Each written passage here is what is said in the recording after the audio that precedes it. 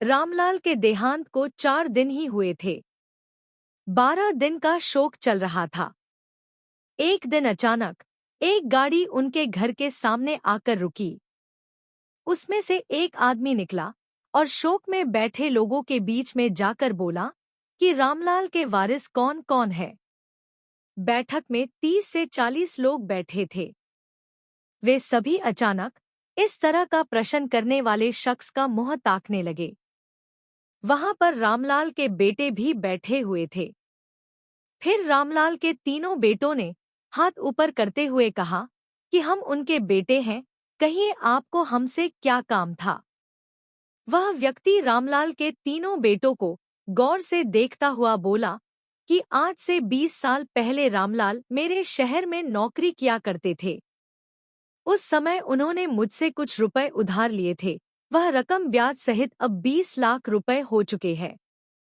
आज मैं वे पैसे लेने आया हूँ। उस आदमी के इतना कहते ही वहां पर खुसर फुसर शुरू हो गई। रामलाल का बड़ा बेटा जो एक सरकारी नौकरी में था, खड़े होते हुए बोला कि आपके पास क्या सबूत है कि मेरे पिताजी ने आपसे पैसे उधार लिए थे। वह आदमी मुस्कुराता हुआ बोला कि मैं एक वकील हूँ और इतना मूर्ख भी नहीं हूँ कि बिना सबूत के चला आओ। मेरे पास रुपए लेन देन का अनुबंध पत्र है जिस पर तुम्हारे पिता ने अपने हाथों से पूरा विवरण लिख रखा है और अपने हस्ताक्षर भी कर रखे हैं। बड़ा बेटा बोला कि मैं किसी अनुबंध पत्र को नहीं मानता, मुझे तो आप फ्रॉड लगते हो। 20 सालों तक चुप बैठे रहना, फिर पिताजी के निधन के तुरंत बाद आपका अचानक से आ जाना, यह सब क्या है। अगर मेरे पिता ने पैसे लिए भी होंगे तब भी वह करार उनके साथ ही खत्म हो गया। मैं यह पैसे देने से साफ साफ इनकार करता हूँ। रामलाल का दूसरा बेटा जो कि ठेकेदार था, वह बिल्डिंग बनाने के काम लिया करता था। वह भी खड़ा होकर बोला कि वकील साहब, आप जिन पैरों से चलकर आए हैं उन्हीं पैरों से वापस चले जाए। अगर आपको पैसे चाहिए थे तो पिताजी के जीवित रहते ही आते। हमारे पिताजी ने हमें कभी नहीं बताया कि उन पर कोई कर्जा है। वकील बोला कि पहले इसलिए नहीं आए क्योंकि रुपए वसूलने का करार आज के दिन का ही था। रही बात वापस जाने की, तो मैं आपको बता दूं कि मैं यहाँ कोई लड़ाई लड़ने नहीं आया हूँ। यहाँ से मैं चुपचाप चला जाऊंगा। लेकिन अगर आप लोग अपने पिता का कर्ज देने से इनकार करते हो तो मैं कोर्ट का दरवाजा खटखटाऊंगा। मगर मेरे रामलाल जी के साथ अच्छे संबंध थे। मैं नहीं चाहता कि उनकी मृत्यु के बाद उनकी इज्जत उछाली जाए। इसलिए मैं आप लोगों को कुछ रियायत दे दूंगा, मगर तुम लोग कर्जा देने के लिए हाँ तो कहो। तीनों बेटे चुपचाप रहे। किसी ने भी कर्जा चुकाने की हिम्मत नहीं दिखाई। वकील फिर से बोला कि यहाँ पर तुम्हारे समाज के लोग बैठे हैं, रिश्तेदार भी बैठे हैं। क्या तुम लोगों को अपने पिता की इज्जत प्यारी नहीं है। अचानक रामलाल का छोटा बेटा दिनेश खड़ा होकर बोला कि आप सबूत दिखाइए, मैं पिताजी का कर्जा चुकाने के लिए तैयार हूँ। उसके इतना कहते ही उसकी पत्नी जो अन्य औरतों के साथ दरवाजे पर खड़ी होकर पूरी बातें सुन रही थी और समझ रही थी, जल्दी से बाहर आई और फिर अपने पति का हाथ पकड़कर अंदर ले गई। वह बोली कि यह आप क्या कह रहे हो, इतनी बड़ी रकम कहाँ से चुका दोगे। हमारे पास तो 20,000 भी नहीं है। आपके भाई पूरी तरह से संपन्न होकर भी चुपचाप बैठे हैं। फिर आप क्यों अपने ऊपर अपने पिताजी का कर्जा ले रहे हैं।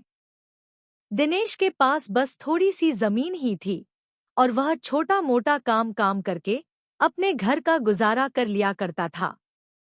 उसी में पति पत्नी किसी तरह से अपनी जिंदगी गुजार रहे थे।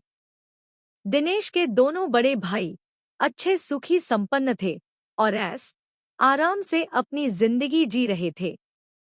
एक भाई की सरकारी नौकरी थी और दूसरे भाई का भी अच्छा खासा कारोबार था। पिताजी ने अपने जीते जी दोनों को खड़ा कर दिया था और छोटे भाई दिनेश की जिंदगी दोनों बड़े भाइयों को सौंप दी थी, क्योंकि पिताजी की तबीयत खराब रहने लगी थी। लेकिन दोनों भाइयों ने कभी भी अपनी जिंदगी नहीं समझी और अपनी अपनी जिंदगी में मस्त हो गए। ना तो उन्होंने दिनेश को कोई कारोबार कराया और ना ही उसकी कभी किसी प्रकार से आर्थिक मदद की। दिनेश ने भी अपने भाइयों से कभी कोई शिकायत नहीं की। ऊपरवाले ने उसे जिस हाल में रखा वह उसी हाल में मेहनत करके अपनी जिंदगी व्यतीत कर रहा था। बस उसके पिताजी ने जमीन तीनों भाइयों के नाम कर रखी थी, जिससे उसकी थोड़ी मदद हो जाती थी, और बस वह जमीन का टुकड़ा ही दिनेश का सहारा था। लेकिन अब वह जमीन भी उसके नसीब में नहीं बची, क्योंकि आज वह भी जाने वाली थी। दिनेश ने अपनी पत्नी से कहा कि मैं अपनी जमीन बेच दूंगा, मगर पिताजी का नाम खराब नहीं होने दूंगा। दिनेश की पत्नी आंखों में आंसू भरकर बोली कि आपकी इसी आदत के कारण हम लोग गरीब हैं। भगवान के लिए उस जमीन को मत बेचिए। अगर जमीन बिक गई तो हम लोग भूखों मर जाएंगे। उसी के सहारे तो हमारे दिन कट रहे हैं। वह पत्नी के कंधों पर हाथ रखते हुए बोला कि तुमने हर सुख दुख में मेरा साथ दिया है। आज पिताजी की इज्जत का सवाल है। क्या तुम यह चाहोगी कि जीवन भर पूरे गांव के सामने मैं अपना सिर झुकाकर चलूं? तुम हमेशा मुझे सच्चा मर्द कहते आई हो, फिर आज तुम्हें क्या हो गया? क्यों मुझे नामर्द बनाने पर तुली हो? इतना सुनते ही अचानक पत्नी के तेवर बदल गए। वह गर्व के साथ बोली कि माफ कर दो जी, आप जाओ, पहले परिवार की इज्जत बचाओ। रही बात पेट भरने की, उसके लिए मुझे आपके बाजुओं पर पूरा भरोसा है। आप हमें भूखे पेट नहीं सोने दोगे। फिर दिनेश डबल जोश में वापस बैठक में आ गया। लोग अब भी धीमी आवाज में खुसर फुसुर कर रहे थे।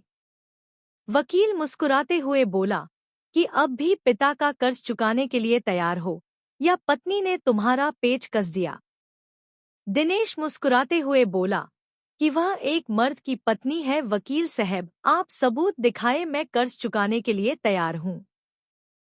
हाँ, मेरे पास पैसे नहीं हैं, मगर मैं आपको अपने हिस्से की जमीन दे दूंगा, मगर पिताजी पर कर्ज नहीं रहने दूंगा।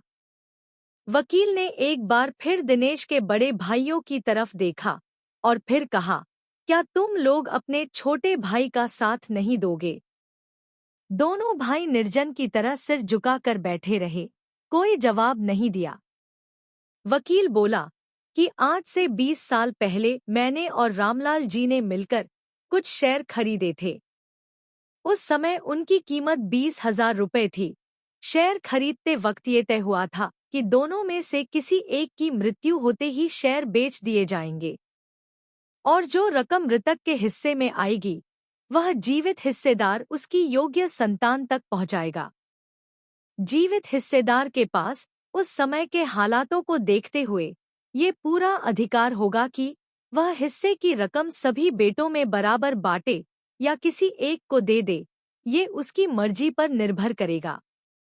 वकील आगे बोला, चूंकि मैं ही वह जीवित हिस्सेदार हूँ और मेरे पास पूरा अधिकार है कि रामलाल का वह हिस्सा किसी को भी दे सकता हूँ, इसलिए मैंने कर्ज का नाटक किया। उन पर कोई कर्ज नहीं है, बल्कि शेयर बेचने के बाद और टैक्स कटने के बाद कुल 20 लाख रुपए उनके हिस्से में आए हैं, और वह 20 लाख रुपए मैं रामलाल जी के छोटे बेटे दिनेश को देने की घोषणा करता हूँ, क्योंकि दिनेश ही उन रुपयों का सच्चा हकदार है।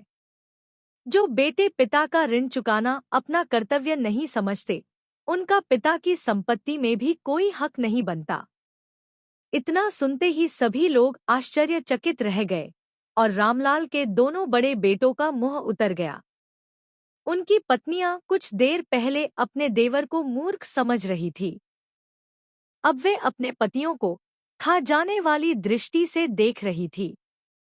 वकील के इशारा करते ही उनके आदमी 2 बड़े सूटकेस उठा लाए और उन्हें दिनेश को थमा दिया। यह देखकर वहां विराजमान लोगों ने तालियां बजाकर दिनेश का स्वागत किया। जब दिनेश दोनों सूटकेस उठाकर अंदर कमरे में गया, तब उसकी पत्नी दौड़ कर आई और भरी आंखों से पति को निहारते हुए बोली कि आज समझ में आ गया कि सच्चाई, ईमानदारी और खुददारी के रास्ते में कांटे और दर्द बहुत मिलते हैं, मगर एक दिन ईश्वर सुनता जरूर है, और जब भी वह सुनता है तब छप्पर फाड़ कर देता है। तो दोस्तों, अगर आपको ये कहानी पसंद आई हो तो वीडियो को एक लाइक करके कमेंट में जय श्री राम लिखकर चैनल को सब्सक्राइब अवश्य कर दीजिएगा। धन्यवाद।